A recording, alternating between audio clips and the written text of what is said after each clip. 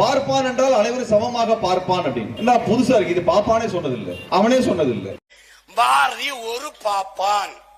ஏன் பாப்பான்? அவன் மனித குலத்தில் எல்லோரையும் சமமாக பார்ப்பான். அதனால் அவன் பாப்பான். இங்குள்ள மனிதர்களை ஒன்றாக்கப் போகிறேன். பிராமணரும் ஜாதி இந்துக்களும் மிதித்து மிதித்து தன்னம்பிக்கையின்றி வாழும் ஆதி திராவிடர்களை பிராமணர்களாக்கப் போகிறேன். சேரியில் இருக்கிறவர் பூணூல் போட்டு தன்னம்பிக்கை பெற்று போர்க்கோலம் பூண்டால் இங்கிலீஷ்காரன் என்ன வேற யாராக இருந்தாலும் ஓடிவிட மாட்டார்களா? யஜ்ஞோபவீதம் பரமம் பவித்ரம் பிரஜாபதே பலமஸ்து தேஜஹ. ஓம். எல்லாரும் போட்டுக்கோங்க. உங்களுக்கு பூணூல் போட்டு வித்தது யார் என்று கேட்டால் பாரதி என்று அதட்டிய சொல்லுங்கள். புரட்சிக்கான வித்தை நான் இட்டு விட்டேன்.